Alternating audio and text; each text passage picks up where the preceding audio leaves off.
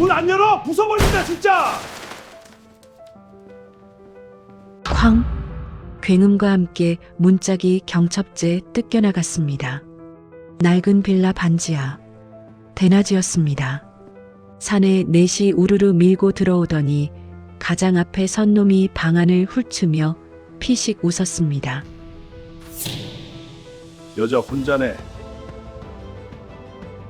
그 말 한마디에 나머지도 긴장을 풀었습니다. 팔짱을 끼고 벽에 기대고 여유를 부리면서 24살짜리 여대생 하나, 겁만 주면 끝날 일이라고 생각했겠죠. 그런데 그 여대생이 꿈쩍도 하지 않았습니다. 표정 하나 변하지 않고 마치 이 상황이 전혀 예상 밖이 아니라는 듯이 덩치 큰 놈이 버럭 소리를 질렀습니다. 야, 지금 뭘 믿고 이렇게 당당해? 그 순간 여자가 아무 말 없이 거실벽 쪽으로 눈짓을 했습니다. 사내들의 시선이 벽으로 향했습니다. 그리고 굳었습니다. 벽에는 대통령 표창장이 걸려 있었습니다. 그 옆엔 황금빛으로 번쩍이는 챔피언 벨트, 링 위에서 상대를 제압하고 있는 여자 사진. 그 여자가 지금 자기들 앞에 서 있는 바로 그 여자였습니다. 두목의 얼굴이 하얗게 질렸습니다. 그때 가장 덩치 큰 놈이 이를 악물더니 앞으로 나섰습니다. 자존심이 상했던 거죠. 다음 순간 110kg짜리 그 몸이 공중에 떴습니다. 그리고 바닥에 나뒹굴었습니다. 살려주세요. 링 위의 챔피언도 아니고 무술 영화 속 주인공도 아니었습니다. 그냥 월세 35만 원짜리 반지하에 사는 24살 여대생이었습니다. 대체 이 여자는 누구였을까요? 그리고 이 모든 상황이 사실은 처음부터 철저하게 계획된 함정이었다면 믿으시겠습니까? 자, 그럼 이날의 이야기 처음부터 들려드리겠습니다. 여러분, 구독과 좋아요 부탁드려요. 따뜻한 커피 한 잔처럼 당신의 마음에 스며드는 사연 한 편으로 매일 찾아오겠습니다. 챕터 1 반지하의 여자. 새벽 2시 편의점 야간 알바를 마친 이수아가 골목을 걸어 들어왔습니다. 하늘색 조끼를 후드티 위에 걸친 채 검은 비닐봉지 하나를 손에 들고 달걀 6개와 즉석밥 2개. 이틀치 식량이었죠. 수아는 24살 여대생이었습니다. 서울 외곽의 작은 대학교 경영학과 3학년. 월세 35만 원짜리 반지하 원룸에서 혼자 살고 있었고 아르바이트는 3개였습니다. 편의점 야간, 카페 오전, 주말 과외. 스케줄이 겹치는 날엔 하루 16시간을 밖에서 보내기도 했죠. 그날도 수아는 그렇게 골목을 걸어 들어오다 우편함 앞에서 발을 멈췄습니다. 빨간 도장이 찍힌 봉투가 4개. 겉면엔 선한 파이낸스라는 글자가 선명하게 찍혀 있었습니다. 수아는 봉투를 집어들지 않았습니다. 그냥 바라봤죠. 잠시. 그리고 그대로 계단을 내려가 문을 열었습니다. 마치 처음 보는 것처럼 아무렇지 않다는 듯이. 하지만 그게 아무렇지 않을 리 없었습니다. 그 봉투 안에 뭐가 들어있는지 수아는 이미 알고 있었으니까요. 방 안으로 들어온 수아는 외투도 벗지 않은 채 바닥에 앉았습니다. 한쪽 벽 아래 이미 수북이 쌓인 서류 더미 옆에 봉투를 하나씩 뜯어보지 않아도 내용은 뻔했습니다.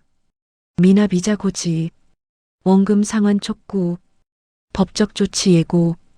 어머니 이명숙의 이름으로 시작된 그 빚은 처음엔 200만 원이었습니다. 2년 전 수아가 어깨 부상으로 선수 생활을 잠시 중단하고 복학 준비를 하던 그 사이 어머니는 생활비가 떨어졌고 은행 대출은 막혔고 누군가 소개해준 곳에서 200만 원을 빌렸습니다. 급하게 별 생각 없이. 그 누군가가 소개한 곳이 바로 강두철의 선한 파이낸스였죠. 계약서는 12장이었습니다. 어머니는 마지막 장에만 서명했고 앞에 11장은 읽지 않았습니다. 나중에 수아가 그 서류를 전부 꺼내서 처음부터 끝까지 읽었을 때 위약 조항만 7개였습니다. 이자율 계산 방식은 복리로 적혀 있었고 연체 시 가산이자는 법정 한도의 3배를 넘겼습니다. 물론 그 부분은 아주 작은 글씨로. 수아가 그 서류를 처음 손에 쥔 날 빚은 이미 600만 원을 넘어 있었습니다. 그로부터 수아가 혼자 이자를 막아온 게 2년.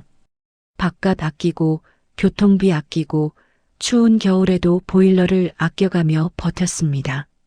그런데도 어느 날 최종 고지서에 찍혀온 숫자는 2,300만 원이었습니다. 수아는 그날 밤 그 서류를 무릎 위에 올려놓고 오래 앉아 있었습니다. 눈물은 나지 않았습니다. 다만 눈빛이 아주 조금 차갑게 가라앉았죠. 그리고 다음 날 아침 수아는 오래된 휴대폰을 꺼내 번호 하나를 눌렀습니다. 받는 사람은 윤태석 형사였습니다. 챕터 2 1년의 침묵. 윤태석 형사. 수아가 그 이름을 처음 알게 된 건 아주 어릴 때였습니다. 아버지의 장례식이 끝나고 검은 옷을 입은 어른들이 하나둘 돌아간 뒤에도 마지막까지 남아있던 사람. 눈이 빨개진 채로 어린 수아의 머리를 한번 쓰다듬고 아무 말도 하지 않고 돌아섰던 아저씨. 수아의 아버지는 경찰이었습니다. 수아가 9살 되던 해 범인 검거 중 순직했죠. 윤 형사는 그의 가장 오랜 후배였고 그 이후로도 가끔씩 수아네 집에 들러 어머니를 챙기곤 했습니다. 말이 많은 사람은 아니었습니다. 그냥 가끔 냉장고를 채워놓고 가끔 어머니 병원비 영수증을 조용히 가져가는 사람이었죠. 수아가 국가대표가 됐을 때도 세계대회에서 우승했을 때도 윤 형사는 딱 한마디만 했습니다. 수고했다. 그게 전부였습니다. 하지만 수아에게는 그걸로 충분했죠. 그날 아침 수아의 전화를 받은 윤 형사는 한동안 말이 없었습니다. 수아가 서류 이야기를 꺼내자 수화기 너머로 낮고 짧은 한숨 소리가 들려왔습니다. 나도 알고 있었어. 윤 형사의 목소리는 조용했습니다. 강두철. 그 이름은 윤 형사의 내사 목록에 2년째 올라와 있었습니다. 불법 사채, 채권 서류 위조, 취약계층 표적 갈취. 피해자는 수십 명이었지만 하나같이 증거가 부족했죠. 강두철은 교묘했습니다. 피해자들이 직접 서명한 계약서가 있었고 법망을 아슬아슬하게 피해가는 방식으로 조직을 운영했습니다. 잡으려면 현장이 필요해. 그쪽에서 직접 나와야 한다고 윤 형사가 말했고 수아는 잠시 생각했습니다. 그리고 말했죠. 제가 미끼가 되면 되겠네요. 윤 형사가 반대했습니다. 당연히. 하지만 수아는 물러서지 않았습니다. 자신이 빚을 계속 안 갚으면 강두철이 직접 나타날 거라고, 그 순간을 노리면 된다고. 논리는 간단했고 반박하기가 어려웠죠. 결국 윤 형사가 먼저 조건을 내걸었습니다. 자신의 부하 한 명을 강두철 조직에 잠입시키는 것. 그 사람이 내부에서 증거를 확보하는 동안 수아는 바깥에서 버텨주는 것. 위험한 일이 생기면 즉시 연락하는 것. 수아는 고개를 끄덕였습니다. 그렇게 1년이 시작됐습니다. 그 1년 동안 서남 파이낸스에서 걸려오는 전화는 거의 매일이었습니다. 처음엔 여자 목소리의 상담원이었습니다. 부드럽고 친절한 척하면서도 말 한마디 한마디에 날이 서 있는 그런 목소리였죠. 수아는 그때마다 짧게 대답했습니다. 지금 여유가 없다. 조금만 더 기다려달라. 곧 갚겠다고. 하지만 2달이 지나자 목소리가 바뀌었습니다. 남자였고 낮고 거친 톤이었습니다. 이수아 씨, 우리가 마냥 기다려줄 것 같아요? 이자가 하루에 얼마씩 붙는지 알고 있어요? 수아는 전화기를 귀에 댄 채 창밖을 바라봤습니다. 반지하 창문으로 보이는 건 행인들의 발목뿐이었죠. 알고 있습니다. 그게 전부였습니다. 협박 문자도 왔습니다. 처음엔 법적 조치를 운운하는 공문 형식이었다가 나중엔 노골적으로 변했습니다. 집 주소를 안다는 암시, 가족 이야기, 밤늦게 혼자 다니지 말라는 문장. 수아는 그 문자들을 지우지 않고 전부 저장해뒀습니다. 윤영사에게 정기적으로 전달했죠. 그 와중에 수아의 일상은 조금도 달라지지 않았습니다. 새벽엔 편의점, 오전엔 카페, 주말엔 과외. 밥은 여전히 달걀과 즉석밥이었고 방 안 보일러는 여전히 꺼져 있었습니다. 딱 한 가지만 달라진 게 있었다면 매달 한 번 병원에 가는 날이었습니다. 어머니 이명숙은 수아가 빗서리를 발견한 날로부터 사흘 뒤 심한 스트레스로 쓰러져 입원했습니다. 고혈압과 심장 부정맥. 수아가 처음으로 그 병실 문 앞에 섰을 때 어머니는 눈을 뜨고 딸을 보자마자 울었습니다. 수아야, 미안해. 엄마가 잘못했어. 미안해. 수아는 그 자리에서 눈물을 흘리지 않았습니다. 어머니의 손을 잡고 조용히 말했죠. 괜찮아, 엄마. 내가 다 해결할 거야. 어머니는 더 크게 울었습니다. 수아는 그 손을 꼭 쥔 채로 어머니가 진정될 때까지 아무 말도 하지 않았습니다. 매달 그 병원을 다녀오는 날이면 수아는 유독 말이 없었습니다. 귀가 후엔 바닥에 앉아 오래도록 창밖을 바라봤죠. 반지하 창문 너머로 보이는 발목들, 바쁘게 걸어가는 사람들. 수아는 그 시간들을 버텼습니다. 소리 없이, 흔들리지 않고.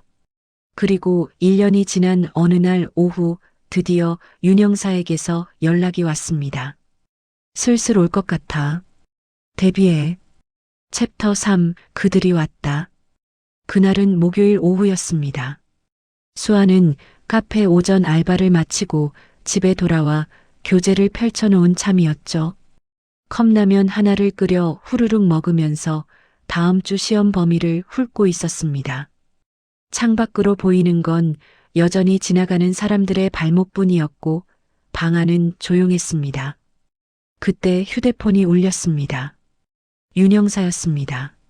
오늘이야. 넷이서 움직인다고 보고 들어왔어. 1시간 안에 도착할 거야. 수아는 교재를 덮었습니다.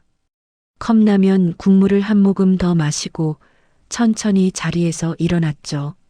준비라고 해서 특별한 게 없었습니다. 그냥 방 안을 한번 둘러봤습니다. 벽에 걸린 것들, 책상 위의 서류들, 바닥에 깔린 얇은 매트리스. 수아는 후드티 앞서풀 여미고 그 자리에 서서 기다렸습니다. 40분쯤 지났을 때였습니다. 골목 안쪽으로 검은 그랜저 한 대가 천천히 들어오는 소리가 들렸습니다. 엔진 소리가 멈추고 문 열리는 소리, 묵직한 발소리들, 계단을 올라오는 소리가 점점 가까워졌습니다. 그리고 쾅쾅쾅 문을 두드리는 소리. 수아는 움직이지 않았습니다. 이수아 씨, 선한 파이낸스에서 왔습니다. 문 열어요. 목소리는 정중한 척했지만 그 안에 들어있는 것은 정중함이 아니었습니다. 수아는 여전히 움직이지 않았죠. 30초쯤 지났을까요? 야, 문 안 열어. 부숴버린다, 진짜. 박민수의 고함이 복도를 울렸습니다. 그리고 말 그대로 문이 부서졌습니다. 쾅 하는 굉음과 함께 경첩제. 뜯겨나간 문이 안쪽으로 쓰러지면서 낮의 햇빛이 방 안으로 쏟아져 들어왔습니다. 박민수가 먼저 들어섰습니다. 그 뒤로 강두철, 그리고 나머지 2명이 차례로 들어왔죠.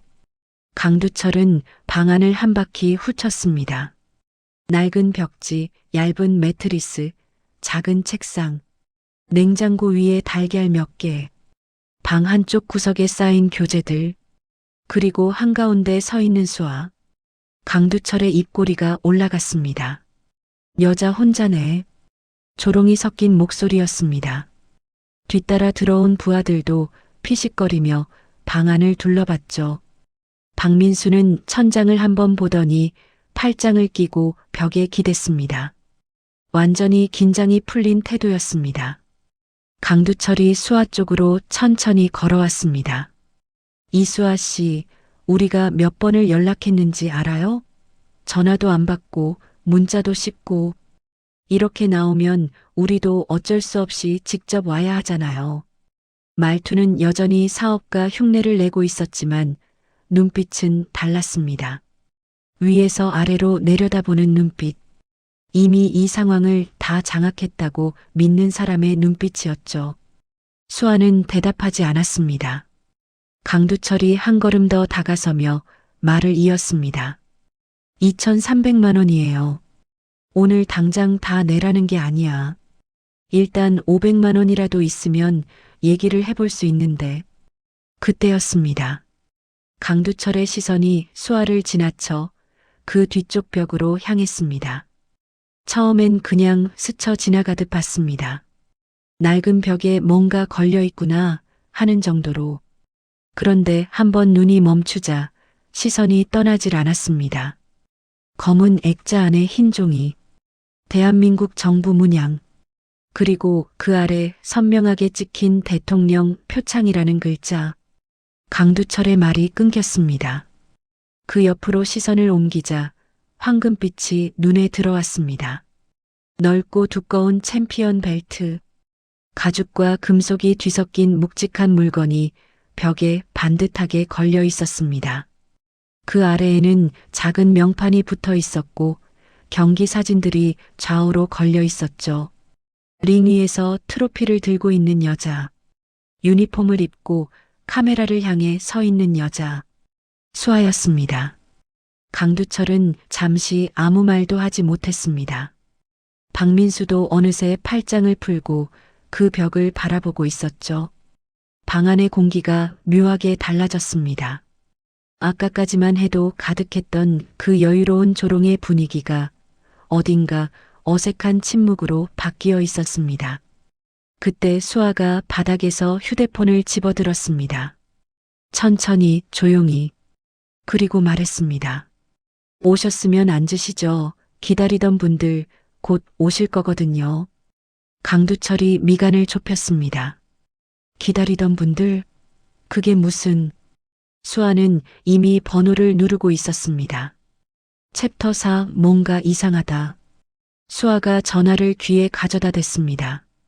강두철은 그 모습을 보며 잠깐 어이없다는 표정을 지었습니다. 빚쟁이한테 쫓기는 처지에 전화를 걸다니 경찰에 신고라도 하려는 건가 싶었죠. 그래봤자 민사 문제라 경찰이 당장 어떻게 할 수 있는 것도 아니었고 강두철은 그 정도 상황은 수도 없이 겪어봤습니다. 그래서 처음엔 그냥 내버려뒀습니다.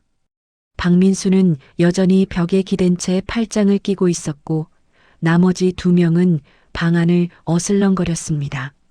막내인 최재훈만 유독 조용했습니다. 방 한쪽 구석에 서서 시선을 딱히 어디에 두지도 않은 채 가만히 있었죠. 수아의 통화는 길지 않았습니다. 네, 왔어요.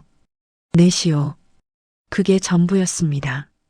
전화를 끊고 휴대폰을 내려놓는 수아의 얼굴엔 아무런 변화가 없었습니다. 강두철은 그제야 조금 이상하다는 느낌이 들었습니다. 신고를 하려면 더 다급하게 말해야 하는 거 아닌가. 저렇게 차분할 수가 있나? 강두철이 목소리를 높였습니다. 야, 지금 어디다 전화한 거야? 경찰 불렀어? 수아가 고개를 들어 강두철을 바라봤습니다. 그 눈빛이 묘했습니다. 겁에 질린 것도 떨고 있는 것도 아니었습니다. 그렇다고 허세를 부리는 것도 아니었죠. 그냥 담담했습니다. 마치 이 모든 상황이 예정된 순서대로 흘러가고 있다는 걸 알고 있는 사람처럼. 기다려보시면 알아요. 강두철의 눈썹이 꿈틀했습니다. 박민수가 벽에서 몸을 떼며 한 발 앞으로 나섰습니다. 키가 188인 그가 수아 쪽으로 걸어오자 방이 갑자기 좁아지는 것 같았습니다. 야, 지금 장난해? 우리가 누군지 알고 이러는 거야? 수아는 박민수를 올려다봤습니다. 시선이 흔들리지 않았죠. 박민수는 그 눈빛에 잠깐 뭔가 걸리는 게 있었지만 이내 무시했습니다. 여태껏 이런 상황에서 버티는 사람을 본 적이 없었으니까요. 겁을 주면 무너지는 게 당연한 순서였습니다. 하지만 수아는 무너지지 않았습니다. 강두철이 다시 벽 쪽으로 시선을 돌렸습니다. 아까부터 신경이 쓰였습니다. 저 벨트, 저 표창장, 뭔가 찜찜한 느낌이 가시질 않았죠. 그는 천천히 벽 가까이 다가갔습니다. 챔피언 벨트 아래 붙은 작은 명판을 들여다봤습니다. 아시아 오픈 MMA 챔피언십. 그 아래 수상자 이름, 이수아. 강두철은 잠시 그 이름을 읽었습니다. 그리고 옆에 걸린 경기 사진들을 훑었죠. 링 위에서 상대를 제압하고 있는 여자, 트로피를 들고 웃는 여자, 국가대표 유니폼을 입은 여자 같은 얼굴이었습니다. 지금 방 한가운데 서 있는 그 여자와 강두철은 MMA가 뭔지 알았습니다.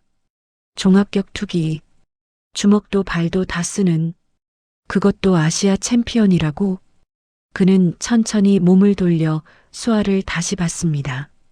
낡은 후드티, 색바랜 청바지, 화장 하나 없는 얼굴.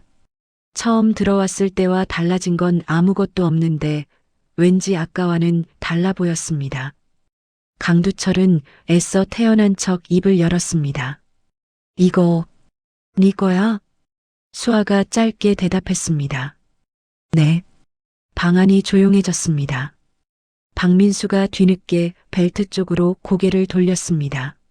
명판의 글자를 읽더니 수아를 보고 다시 벨트를 봤습니다. 그의 팔짱이 천천히 풀렸죠. 최재우는 구석에서 아무 말 없이 이 장면을 지켜보고 있었습니다. 그의 눈빛에는 다른 사람들과는 조금 다른 무언가가 있었습니다. 긴장도 당혹감도 아니었습니다. 마치 오래 기다려온 순간이 드디어 왔다는 듯한 묘한 집중이었죠. 강두철이 헛기침을 했습니다. 분위기를 다잡으려는 것이었습니다. 야, 격투기 좀 한다고 해서 뭐가 달라져? 우리가 지금 싸우러 온 게 아니잖아. 돈 얘기하러 온 거지. 2,300만 원, 이게 없어지는 게 아니라고. 목소리는 강했지만 아까처럼 여유롭지는 않았습니다. 수아는 천천히 강두철을 바라봤습니다. 그리고 아주 조용히 말했죠. 저도 돈 얘기하러 온 분들 기다리는 거예요. 강두철이 미간을 좁혔습니다. 그러니까 그게 누구냐고. 수아는 대답하지 않았습니다. 다만 방문 쪽으로 시선을 한번 줬습니다. 부서진 문 너머, 복도 끝. 아직은 아무도 없었습니다. 하지만 발소리가 들려오고 있었습니다. 챕터 5 3초. 발소리는 복도 끝에서 멈췄습니다. 강두철이 부서진 문 쪽을 향해 고개를 돌렸습니다. 아무도 들어오지 않았습니다. 복도는 조용했죠. 강두철은 다시 수아를 봤습니다. 수아는 여전히 같은 자리에 서 있었고 표정은 여전히 달라진 게 없었습니다. 강두철은 헛웃음을 쳤습니다. 분위기에 잠깐 눌렸던 자신이 우스웠던 거죠. 야, 민수야. 이제 그만하고 본론 들어가자. 박민수가 다시 앞으로 나섰습니다. 아까보다 보폭이 컸습니다. 수아와의 거리가 한 걸음, 두 걸음 좁혀졌죠. 키 188의 거구가 가까이 다가서자 방이 다시 한번 좁아지는 느낌이었습니다. 이수아 씨, 우리가 오늘 그냥 돌아갈 것 같아? 뭐라도 내놓든가 아니면. 박민수가 말을 끝맺기도 전에 손을 뻗었습니다. 수아의 팔을 잡으려는 동작이었습니다. 그 순간이었습니다. 나중에 강두철이 그 장면을 떠올릴 때마다 정확히 뭐가 어떻게 된 건지 설명하기가 어려웠습니다. 눈으로 봤는데도 이해가 되질 않았으니까요. 박민수의 손이 수아의 팔에 닿는가 싶었는데 다음 순간 박민수의 몸이 공중에 떴습니다. 정확히는 한쪽으로 꺾이면서 중심을 잃었고 그대로 중력을 이기지 못하고 쓰러졌습니다. 바닥에 부딪히는 소리가 방 전체를 울렸죠. 110kg짜리 남자가 마룻바닥에 나뒹구는데 걸린 시간은 채 3초가 되지 않았습니다. 수아는 박민수의 팔을 등 뒤로 꺾어 올린 채 한쪽 무릎으로 그의 등을 누르고 있었습니다. 동작에 군더더기가 없었습니다. 과하지도 모자라지도 않은 정확한 힘. 수아의 머리카락은 반쯤 풀어져 있었지만 숨 하나 흐트러지지 않았죠. 박민수가 신음을 토했습니다. 으어. 팔이 버둥거리면 부러져요. 수아의 목소리는 낮고 평온했습니다. 마치 날씨 얘기를 하듯이. 박민수는 그 말을 듣고 즉시 몸에 힘을 뺐습니다. 저항하려는 의지가 순식간에 사라진 얼굴이었습니다. 강두철은 그 장면을 보며 한 발 뒤로 물러났습니다. 자신도 모르게 나머지 부하 하나도 옆으로 비켜섰죠. 방 안에 남은 건 바닥에 엎드린 박민수, 그 위에 무릎을 얹은 수아, 그리고 벽 쪽으로 밀려난 강두철과 부하들이었습니다. 최재우는 구석에서 움직이지 않았습니다. 그의 눈이 수아에게 고정된 채로 강두철의 머릿속이 빠르게 돌아갔습니다. 아시아 챔피언, MMA, 종합격투기, 방금 본 장면, 110kg 박민수가 3초 만에 그는 천천히 벽에 걸린 챔피언 벨트 아래 명판을 다시 읽었습니다. 이수아, 아시아 오픈 MMA 챔피언십, 2연패. 그 순간 강두철의 뇌리에 무언가가 스쳤습니다. 2년 전쯤이었습니다. 업계에서 잠깐 돌던 얘기. 누군가 격투기 하는 여자 선수 집에 추심하러 갔다가 인원 전체가 병원에 실려갔다는 이야기. 당시엔 그냥 웃으면서 들었습니다. 설마 했으니까요. 설마가 지금 자기 눈앞에 있었습니다. 강두철의 얼굴에서 혈색이 빠지기 시작했습니다. 저기, 이수아 씨. 목소리가 달라져 있었습니다. 아까의 그 여유롭고 조롱 섞인 톤이 아니었습니다. 뭔가를 조심스럽게 더듬는 목소리였죠. 수아는 박민수를 바닥에 누인 채 천천히 자리에서 일어났습니다. 박민수는 꼼짝도 하지 않았습니다. 일어날 생각조차 못하는 것 같았죠. 수아가 강두철을 똑바로 바라봤습니다. 아직 더 하실 거예요? 강두철은 대답하지 못했습니다. 방 안이 완전히 조용해졌습니다. 바깥에서 새소리가 들릴 정도였죠. 강두철은 입을 열었다 닫았다를 반복했습니다. 뭔가 말을 해야 한다는 건 알았는데 어떤 말을 해야 할지 머릿속이 하얘졌습니다. 그때 박민수가 바닥에서 소리를 냈습니다. 두철이 형? 나 좀 살려줘요. 팔이 이상한 것 같아요. 강두철은 박민수를 내려다봤습니다. 110kg의 사내가 마룻바닥에 납작 엎드려 떨고 있었습니다. 얼굴은 새빨개져 있었고 눈가가 촉촉했죠. 강두철은 그 순간 자신이 아주 크게 실수를 했다는 걸 깨달았습니다. 이 여자가 누군지 미리 알아봤어야 했습니다. 챕터 6. 이수아가 누구냐면 강두철은 그 자리에서 움직이지 못했습니다. 바닥에 엎드린 박민수, 그 위에서 태연하게 일어서는 수아. 강두철의 머릿속에서 뭔가가 빠르게 재조합되고 있었습니다. 이 여자가 2,300만 원짜리 빚을 1년 넘게 갚지 않은 이유. 전화를 받고도 끊지 않고 조용히 받아넘긴 이유. 오늘 문이 부서지는 걸 보고도 한 발짝도 물러서지 않은 이유. 그리고 방금 3초. 강두철은 자신도 모르게 등이 벽에 닿을 때까지 물러나 있었습니다. 수아는 그런 강두철을 바라보며 천천히 입을 열었습니다. 계약서 12장이요. 저 다 읽었어요. 강두철의 눈이 가늘어졌습니다. 그게 무슨 상관이야? 위약 조항이 7개였죠. 연체 가산 이자가 법정 한도의 3배고요. 어머니가 서명한 건 마지막 장 하나뿐인데 앞의 내용은 계약 당일 이후에 끼워 넣어진 거예요. 날짜 확인했거든요. 강두철의 입꼬리가 굳었습니다. 그 말이 사실이라는 걸 강두철 본인이 가장 잘 알고 있었으니까요. 수아가 말을 이었습니다. 그거 서류 위조예요. 사문서 위조, 이자 제한법 위반, 불법 채권 추심. 조항마다 조목조목 다 따지면 형사처벌 대상이에요. 강두철은 잠시 아무 말도 하지 않았습니다. 그러다 피식 억지로 웃음을 끌어냈습니다. 야, 법 좀 안다고 겁주려는 거야? 그런 거 따지려면 변호사 선임해서 민사소송 넣어야 하는데 그 돈이 어디 있어? 지금 즉석밥 먹고 사는 처지에. 수아는 대답하지 않았습니다. 대신 벽 쪽으로 시선을 한번 줬습니다. 챔피언 벨트가 걸린 그 벽. 강두철도 다시 그 벽을 봤습니다. 그리고 이번엔 제대로 읽었습니다. 액자 하나하나를.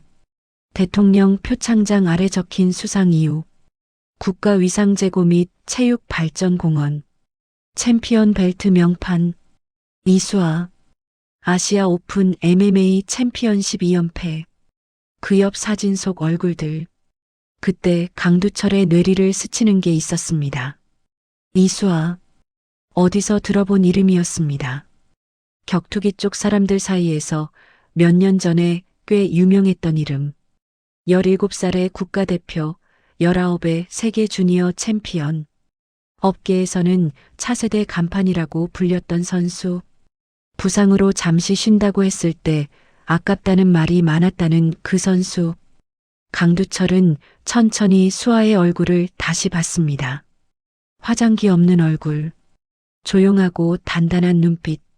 손마디마다 박힌 굳은 살. 방금 110kg짜리 박민수를 3초 만에 바닥에 눕힌 그 손. 설마. 강두철의 입에서 나직하게 새어나왔습니다. 수아는 대답하지 않았습니다. 대답할 필요가 없었죠. 벽에 걸린 것들이 전부 말해주고 있었으니까요. 강두철의 이마에 땀이 맺혔습니다. 머릿속에서 최악의 시나리오들이 줄을 지어 떠올랐습니다. 이 여자가 진짜 그 이수아라면 1년 동안 빚을 갚지 않은 게 도망이 아니라 기다린 거라면 아까 전화는 누구에게 건 거라면 기다리던 분들 자기도 모르게 중얼거렸습니다. 그때 바닥에서 박민수의 목소리가 들렸습니다. 형, 저 진짜 팔 이상한 것 같아요. 병원 가야 할 것 같은데. 강두철은 박민수를 내려다봤습니다. 눈물이 그렁그렁한 눈으로 바닥에 납작 엎드린 110kg의 사내. 강두철은 그 모습을 보고도 아무 말도 나오지 않았습니다. 수아가 조용히 말했습니다. 아직 안 오셨네요. 조금만 더 기다리시면 돼요. 강두철이 이를 악물었습니다. 상황을 되돌려야 했습니다. 뭔가 주도권을 다시 잡아야 했죠. 그는 남은 부하 하나를 눈짓으로 불렀습니다. 아직 멀쩡하게 서 있는 사람은 최재훈 뿐이었습니다. 야, 최재훈 뭐해? 이리 와. 최재훈이 구석에서 움직였습니다. 그런데 강두철 쪽이 아니라 방 가운데 쪽으로였습니다. 강두철이 미간을 좁혔습니다. 야, 어디 가는 거야? 최재훈이 멈춰섰습니다. 그리고 천천히 강두철을 돌아봤습니다. 그의 얼굴에서 막내 특유의 조심스러운 표정이 사라져 있었습니다. 대신 아주 차분하고 어딘가 낯선 눈빛이 그 자리를 채우고 있었죠. 최재훈이 왼쪽 손목에 찬 낡은 가죽 시계를 천천히 풀었습니다. 강두철은 그 동작을 눈으로 쫓으면서도 무슨 의미인지 아직 이해하지 못했습니다. 최재훈이 시계 뒷면의 작은 걸쇠를 열었습니다. 그 안에서 반으로 접힌 얇은 카드가 나왔습니다. 신분증이었습니다. 최재훈이 그것을 펼쳐 강두철 쪽을 향해 들어 보이며 말했습니다. 강두철 씨, 경찰청 금융범죄수사대입니다. 방 안의 공기가 완전히 얼어붙었습니다. 강두철은 그 신분증을 보며 입을 열었다 닫았습니다. 한 번, 두 번, 아무 소리도 나오지 않았죠. 바닥에 있던 박민수도 고개를 들어 최재훈을 봤습니다. 그리고 다시 바닥에 이마를 박았습니다. 수아는 그 모든 장면을 조용히 지켜보며 서 있었습니다. 1년을 기다려온 이 순간을. 챕터 7 함정의 전모. 최재훈이 신분증을 손에 든 채 강두철 쪽으로 한 걸음 다가섰습니다. 강두철은 여전히 말을 잇지 못하고 있었습니다. 눈이 신분증과 최재훈의 얼굴 사이를 오가며 떨렸죠. 1년이었습니다. 최재훈이 자신의 조직 안에 있었던 시간이 심부름을 시키고 밥을 먹이고 가끔은 머리를 쥐어박기도 했던 그 막내가 경찰이었습니다. 언제부터? 강두철의 목소리는 쉬어 있었습니다. 1년 조금 넘었습니다. 최재훈이 짧게 대답했습니다. 그리고 덧붙였죠. 서류 위조건, 불법 추신건, 피해자 진술 18개. 다 확보돼 있습니다. 그때 부서진 문 너머로 발소리가 들려왔습니다. 이번엔 아까와 달랐습니다. 여러 명이 동시에 움직이는 소리였고 절도 있고 빠른 발걸음이었죠. 복도 끝에서 윤태석 형사가 먼저 들어섰습니다. 낡은 점퍼 차림의 평범한 중년 남자. 하지만 그 뒤로 사복수사관 3명과 제복경찰관 2명이 따라 들어오면서 좁은 방이 순식간에 가득 찼습니다. 윤 형사는 방 안을 한번 훑었습니다. 바닥에 박민수, 벽 쪽에 강두철, 그리고 한가운데 서 있는 수아. 수아와 눈이 마주쳤습니다. 윤 형사는 아무 말도 하지 않았습니다. 다만 고개를 한번 끄덕였죠. 수사관들이 움직였습니다. 강두철의 팔이 등 뒤로 꺾이면서 수갑이 채워졌고 남은 부하도 같은 순서를 밟았습니다. 박민수는 바닥에서 일으켜 세워지는 과정에서 한 번 더 신음을 토했습니다. 강두철은 수갑이 채워지는 순간까지도 수아에게서 눈을 떼지 못했습니다. 너 처음부터 알고 있었던 거야. 우리가 올 거라는 거. 수아가 강두철을 바라봤습니다. 네. 그래서 1년 동안 안 갚은 거고. 네. 강두철의 턱이 떨렸습니다. 왜? 그냥 신고하면 됐잖아. 수아는 잠시 대답하지 않았습니다. 그리고 조용히 말했죠. 신고만으로는 어머니 서류가 증거로 안 됐어요. 직접 와서 추심하는 현장이 필요했거든요. 강두철은 더 이상 아무 말도 하지 않았습니다. 할 말이 없었습니다. 자신이 직접 현장에 나타난 게 자신이 직접 함정에 걸어 들어간 거였으니까요. 수사관에게 이끌려 나가는 강두철의 등을 보며 수아는 그 자리에 가만히 서 있었습니다. 방이 다시 조용해졌습니다. 수사관들이 강두철 일당을 데리고 나간 뒤 남은 건 수아와 윤 형사 그리고 최재훈이었습니다. 최재훈은 문가에 기댄 채 짧게 한숨을 내쉬었습니다. 1년치의 긴장이 빠져나가는 것 같은 소리였죠. 윤 형사가 부서진 문틀을 손으로 짚으며 말했습니다. 문은 내가 수리비 내줄게. 수아가 말했습니다. 괜찮아요. 안 괜찮아. 나라 일하다 부서진 거잖아. 윤 형사가 방 안으로 들어서며 벽을 한번 훑어봤습니다. 대통령 표창장, 챔피언 벨트, 경기 사진들. 그는 챔피언 벨트 앞에 잠시 멈춰섰습니다. 이거 어깨 다 나으면 다시 걸 거야? 생각 중이에요. 윤 형사가 고개를 끄덕였습니다. 그리고 낮게 말했죠. 내 아버지도 이렇게 했을 거야. 수아는 그 말에 아무 대답도 하지 않았습니다. 다만 시선이 잠깐 바닥으로 내려갔다가 다시 올라왔습니다. 최재훈이 문가에서 조심스럽게 입을 열었습니다. 이수아 씨. 수아가 고개를 돌렸습니다. 최재훈의 표정이 묘했습니다. 수사관의 담담함과 개인적인 무언가가 섞여 있었죠. 어머니가 협박 전화 받으시던 날 저도 그 자리에 있었어요. 말리고 싶었는데 신분이 노출될까봐 그냥 있었습니다. 죄송합니다. 방안이 조용했습니다. 수아는 최재훈을 잠시 바라봤습니다. 그리고 말했습니다. 그날 덕분에 증거 확보된 거 아니에요? 최재훈이 고개를 끄덕였습니다. 그럼 됐어요. 짧은 대답이었습니다. 하지만 그 안에 담긴 게 많았죠.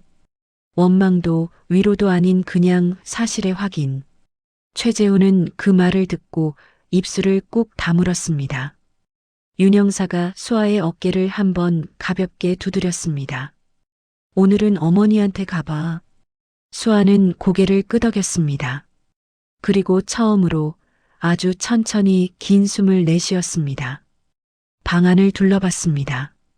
부서진 문, 나뒹군 흔적들, 그리고 벽에 그대로 걸려있는 챔피언 벨트와 대통령 표창장. 1년이었습니다. 이 방에서 혼자 버텨온 1년. 이제 끝이었습니다. 챕터 8 처음으로 우는 날. 병원까지는 버스로 40분이었습니다. 수아는 창가 자리에 앉아 밖을 바라봤습니다. 늦은 오후의 햇살이 창문을 비스듬히 가로질렀죠. 차창 너머로 익숙한 골목들이 스쳐 지나갔습니다. 편의점, 카페, 과외 학생집 근처 버스 정류장.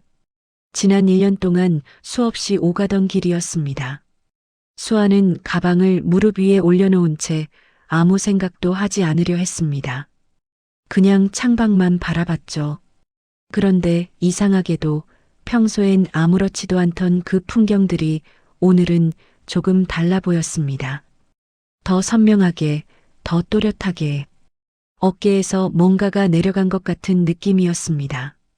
병원에 도착한 건 저녁 무렵이었습니다. 복도는 조용했고 형광등 불빛이 흰 바닥을 비추고 있었죠. 수아는 익숙한 길을 따라 걸었습니다. 3층 312호. 문 앞에서 잠깐 멈췄습니다. 노크를 2번 하고 문을 열었습니다. 어머니 이명숙은 침대에 등을 기댄 채 창밖을 보고 있었습니다. 수아가 들어오는 소리에 고개를 돌렸죠. 수아를 보자 어머니의 얼굴이 먼저 움직였습니다. 반가움과 걱정이 동시에 담긴 표정이었습니다. 수아야, 오늘은 알바 없어? 없어요, 오늘은. 수아가 침대 옆 의자를 당겨 앉았습니다. 가방을 바닥에 내려놓고 어머니 손 위에 자신의 손을 올렸습니다. 이명숙은 딸의 손을 한번 내려다봤습니다. 두껍고 굳은 살이 박인 손마디. 이 손이 얼마나 많은 것들을 버텨왔는지 어머니는 말하지 않아도 알고 있었습니다. 무슨 일 있었어? 얼굴이. 있었어요. 수아가 짧게 대답했습니다. 그리고 천천히 말을 이었죠. 다 끝났어요, 엄마. 강두철이요. 오늘 잡혔어요. 이명숙의 손이 멈췄습니다. 뭐라고? 서류 위조, 불법 추심. 피해자 진술도 18개나 확보됐대요. 어머니 건도 다 포함돼 있고요. 빚은 처음부터 없는 거였어요. 계약 자체가 무효래요. 이명숙은 한동안 아무 말도 하지 못했습니다. 눈이 커지더니 입술이 떨리기 시작했습니다. 수아야, 그게 정말이야? 네. 그럼 너 그동안. 이명숙의 눈에서 눈물이 흘렀습니다. 한 줄기가 아니라 한꺼번에 쏟아지듯이. 어머니는 딸의 손을 꽉 쥐며 말했습니다. 미안해, 수아야, 엄마가 미안해. 내가 얼마나 힘들었을지, 엄마가 얼마나 고생시킨 건지. 수아는 고개를 저었습니다. 엄마 잘못 아니에요. 아니야, 내가 그 계약서를 제대로 읽었어야 했는데, 내가 조심했어야 했는데, 내가 선수 생활하는 동안 엄마 혼자 잘 있어야 했는데, 엄마. 수아가 조용히 불렀습니다. 이명숙이 흐느끼며 딸을 바라봤습니다. 그 순간이었습니다. 수아의 눈가가 붉어졌습니다. 1년 동안 단 한 번도 허락하지 않았던 것이 올라오고 있었습니다. 수아는 입술을 꾹 눌렀습니다. 참으려 했습니다. 하지만 어머니의 손이 자신의 손 위에 얹히는 그 온기 앞에서 더 이상 붙들어둘 수가 없었죠. 눈물이 흘렀습니다. 소리 없이, 그냥 조용히. 수아는 두 손으로 얼굴을 감쌌습니다. 어깨가 아주 조금 미세하게 떨렸습니다. 이명숙이 그 어깨 위로 손을 얹었습니다. 아무 말도 하지 않고 그냥 가만히. 병실 안에 두 사람만 남겨진 저녁이었습니다. 창밖으로 노을이 지고 있었고 복도에서는 간호사들의 발소리가 멀어졌다 가까워졌다 했습니다. 수아는 오래 울지 않았습니다. 그럴 사람이 아니었으니까요. 잠시 뒤 손을 내리고 눈가를 닦았습니다. 그리고 어머니를 바라보며 말했습니다. 퇴원하면 이사가요, 우리. 거기 반지하 너무 어두워. 이명숙이 울다가 웃었습니다. 그래, 그러자. 햇빛 드는 대로. 수아도 웃었습니다. 아주 짧게, 하지만 진짜로. 나중에 수아는 어깨 재활을 마치고 다시 링에 올라섰습니다. 훈련 첫날 코치가 물었습니다. 왜 다시 시작하려고? 수아는 잠깐 생각하더니 대답했습니다. 그냥요. 할 수 있으니까. 코치는 더 묻지 않았습니다. 그걸로 충분했으니까요. 이수아는 그런 사람이었습니다. 화려하게 말하지 않고 크게 내세우지 않고 그냥 버텨야 할 때 버티고 싸워야 할 때 싸우는 사람. 반지하 방벽에 대통령 표창장과 챔피언 벨트를 걸어두고 달걀과 즉석밥으로 버티면서 1년을 기다린 사람. 그 벨트는 처음부터 장식이 아니었습니다. 그냥 수아였습니다. 사연이 마음에 드셨다면 좋아요와 구독 부탁드립니다. 내일도 따뜻한 커피 한 잔처럼 당신의 마음에 스며드는 사연 한 편으로 찾아오겠습니다. 감사합니다.